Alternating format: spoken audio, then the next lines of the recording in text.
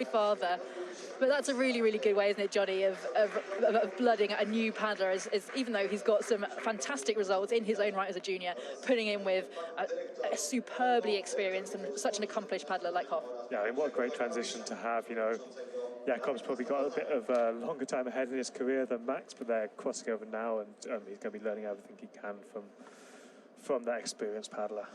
Well, the next race we have will be the final of the men's C2 1,000 metres. So going from the kayak events into the canoe events. Just about lining up at the start of the race.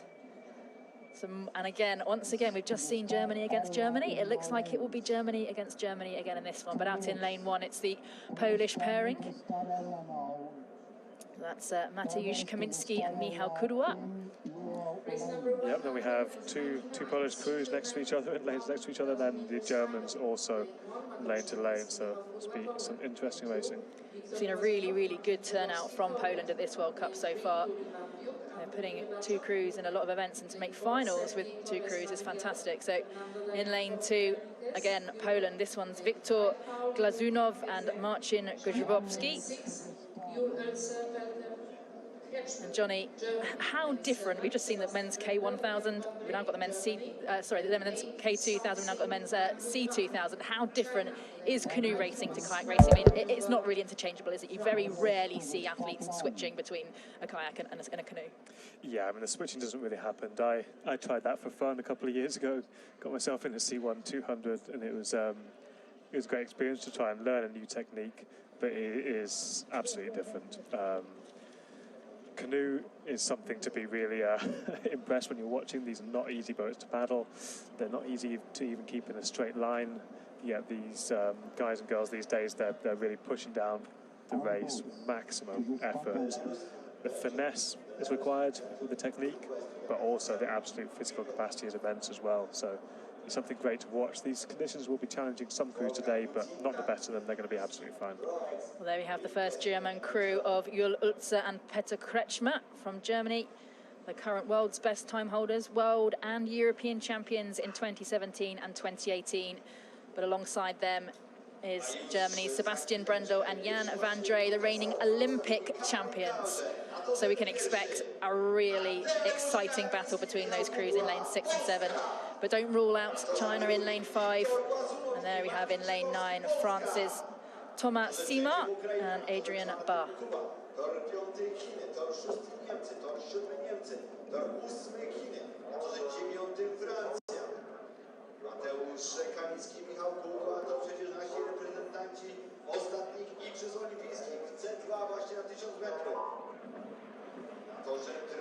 Well, they're underway. It's a good start for China in lane 8, France in lane 9 as well. Sima and Ba going powerfully.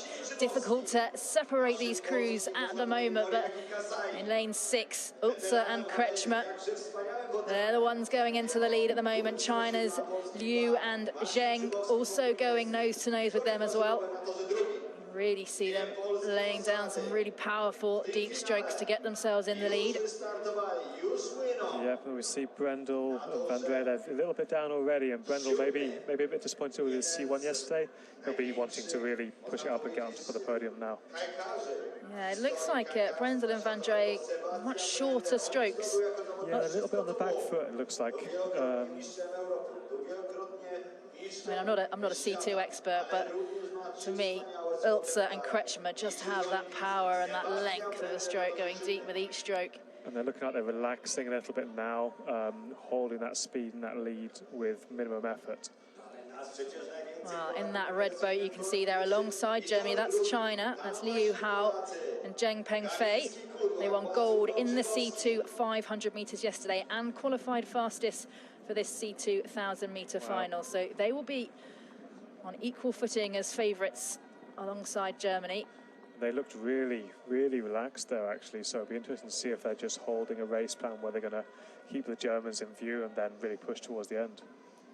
But Ulzer and Kretschmer now have half a boat length's lead ahead of Liu and Zheng of China. They're coming through the 500-metre mark, 1:45 the split time going through there. And the They're really lifting the pace now, and I think China have just put in a bit of a spurt, a bit of an extra effort, putting down the power, trying to close that gap. They're staying really in contention. It's all going to be down to who has that fastest finish. And also, we've got some more crews starting to power their way through as well. That's Poland's Kaminski and Kudua out in lane 1. And also Ukraine's Vandiuk and Rybachuk, who are pushing through as well. They finished 6th in the C2 yesterday, C2 500 yesterday. Currently Poland's Kaminski and Kudua, though, are really pushing now. And I think these medals could go any way over the last 250 metres. Yep, as they approach the 200-metre start line now, this is when the waves really start to pick up, start to reverberate around a little bit. So if your legs are starting to go to jelly, it can be very tough for you and you can lose a lot of speed very quickly. So here they are, they're through the 200-metre mark. Ulza and Kretschmer are putting down the power and lifting that stroke race. Liu and Zheng also pushing as well. Cuba are in contention. Big finish from Poland, though. Poland are really coming through over this last 100 metres. The pressure is on. China and Germany going head-to-head. They won't necessarily know that Poland are out there too, out in lane 1. 50 metres to go. Who will take the goal? Germany still have a nose length at the moment, but Poland are there. Germany or Poland, who will it be? Impossible to separate between those first two crews. Was it Germany? Was it Poland who took that gold medal? And it looked like China slipped back into the bronze. Yeah, I think potentially a bit of an early lunge there from the Chinese might have cost them a chance of pipping the Poles for that second place. The Germans, a really brave race plan. They held on for the goal by the looks of it. Very close finish there. Two really and interesting to see, Johnny, over 1,000 metres, how different crews can have completely different race plans if you contrast Germany in comparison to Poland, for example. Absolutely, there is a space. The main thing with these longer events is to do your own race plan. Just looking at the conditions out on the course now, it looks like the lane 1 is maybe slightly calmer than the lanes over on the opposite side of the course. And I'd say the Poles made the most of that today. Just looking at the replays there, amazing composure by that Polish crew to be able to lift their pace and come through to take the silver at the end.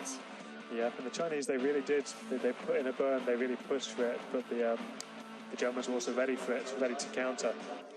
And a shame we didn't really get to see that big battle between the two German crews that we expected, but even though they'd drop back there, you can see Brendel and Van Drey, the reigning Olympic champions, did manage to finish 5th. It was a close finish. And China just plop into the water over the finish line. Yep, Brendel and Van Drey almost going sideways to the finish line there, showing just how hard it is to keep the boat straight in these waves. Have you ever fallen in on the finish line, Johnny? Not quite. So I've had my ear in the water in K2 with Liam, but we managed to come back up again.